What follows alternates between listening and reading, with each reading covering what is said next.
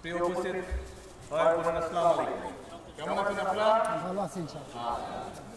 আজকে এখানে এলাকাবাসী উপস্থিত আছেন এবং একই সাথে মিডিয়ার মাধ্যমে দেশের বিভিন্ন প্রান্ত থেকে বহু মানুষ আমাদেরকে দেখতে পাচ্ছেন।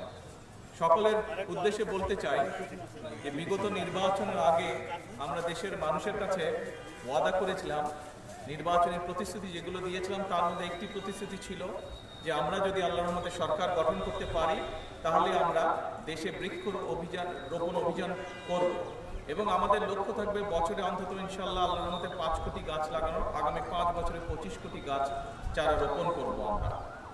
আমি দেশের যেখান থেকেই এই অনুষ্ঠানটি দেখছেন সকলের কাছে অনুরোধ করব, এই অনুরোধটি হচ্ছে আপনার সন্তানের ভবিষ্যতের কথা চিন্তা করে আপনার সন্তান যেন একটি সুন্দর পরিবেশে বুক ভরে শ্বাস নিতে পারে, সেই বিষয়টি মাথায় রেখে এই চিন্তা থেকে আজকে থেকে প্রত্যেকে দয়া করে যার যেখানে পক্ষে সম্ভব সেখানে একটি করে বৃক্ষের চারা রোপণ করবেন।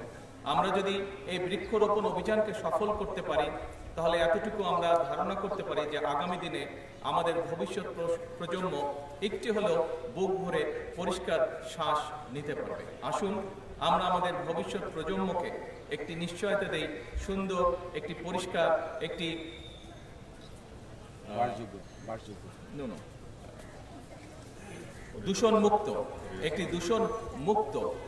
দূষণমুক্ত বায়ু যাতে করে তারা শ্বাসের সাথে নিতে পারে এবং একই সাথে এমন একটি পরিবেশ যে পরিবেশটি পরিষ্কার হবে, এরকম একটি পরিবেশ আমরা তাদেরকে উপহার দিতে চাই। আসুন আমরা যদি সকলে মিলে চেষ্টা করি তাহলে আগামী দিনে বাংলাদেশের বাতাসকে আমরা অনেক মুক্ত, পরিষ্কার, বিশুদ্ধ একটি বাতাসে আমরা রূপান্তর করতে পারব। আজকে আনুষ্ঠানিকভাবে বিশেষ করে এখানে খুব সম্ভবত বিভিন্ন জেলার প্রশাসকবৃন্দ আপনারা হয়তো এখানে সংযুক্ত আছেন এই অনুষ্ঠানে। আপনাদের সকলের কাছে আমার নির্দেশনা থাকবে যে আপনার স্ব এলাকায় আপনার জেলাকে সুন্দর সবুজ অভয়ারণ্য করার জন্য যে সকল উদ্যোগ প্রয়োজন দয়া করে সেই উদ্যোগ আপনি গ্রহণ করবেন। আমি আনুষ্ঠানিকভাবে আজকে এই বৃক্ষরোপণ অভিযান ঘোষণা করছি, আমরা শুভ উদ্বোধন ঘোষণা করছি। আমরা আশা করি, আমাদের ইচ্ছা, আমাদের প্রত্যাশা যে আমরা আগামী দিনে আমাদের ভবিষ্যৎ প্রজন্মকে তারা যাতে বুক ভরে মুক্ত শ্বাস গ্রহণ করতে পারে সেরকম একটি ইনশাআল্লাহ পরিবেশ আমরা গড়ে তুলতে পারব। আসসালামু আলাইকুম।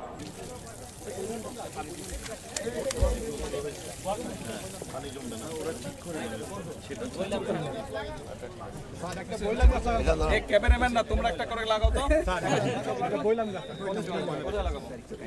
আমরা এই পাশে থাকি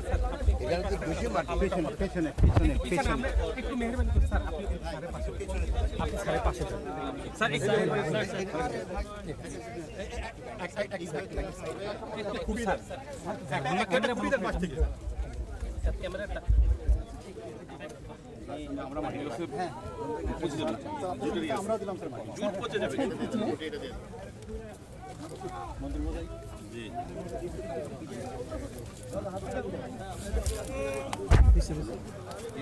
বেকার হচ্ছে ছেড়ে দিন।